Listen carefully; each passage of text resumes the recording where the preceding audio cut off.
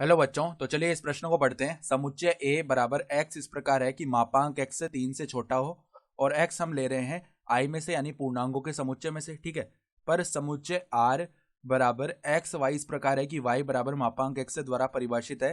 तो यहाँ पर देखो, हमें चारों विकल्पों में से सही विकल्प बताना है क्या होगा, ठीक है।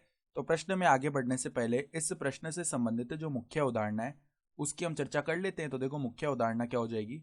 हम जानते हैं कि मापांक x जो है ना, वो सदैव जीरो से बड़ा या बराबर होता है। जीरो के बराबर कब हो सकता है? जब x का मान जीरो रखे, नहीं तो मापांक x जो है सदैव धनात्मक होता है, यानी इसका मान जीरो से कम नहीं हो सकता, या तो जीरो के बराबर होगा या इससे बड़ा होगा, ठीक है। तो अब ध्यान से देखो, हमें ये जो r है वो बताना है क्या होगा। तो पहले देखो, हमें क्या बताया हुआ है कि मापांक x का जो मान है ना वो 3 से छोटा लेना है। इसका मतलब क्या है? देखो, x हम कहाँ से ले रहे हैं? x हम पूर्णांक के समुच्चय में से ले रहे हैं, ठीक है।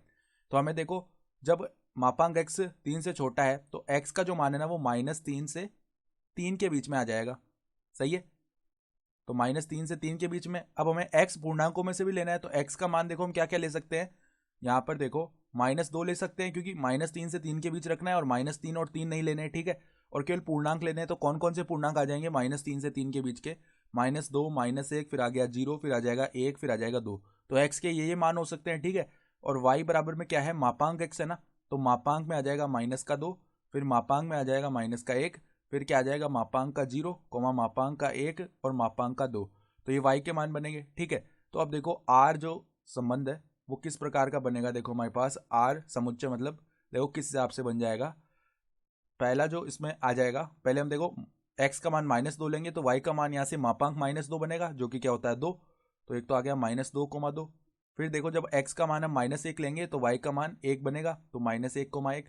फिर x का मान जब हम 0 लेंगे तो y का मान भी 0 होगा, ठीक है। x का मान जब हम 1 लेंगे तो y का मान मापांक में 1, जो कि 1 आ जाएगा। फिर x का मान जब हम 2 लेंगे तो y का मान मापांक में 2 आ जाएगा, जो कि 2 ही होता है, ठीक है। इतने ही मान बनेंगे। तो अगर हम विकल्प देखें ना, तो हम देख पा रहे हैं, देखो कौन सा विकल्प हमारा सही विकल्प हो रहा है। विकल्प जो ए है वो सही विकल्प आ जाएगा, ठीक है।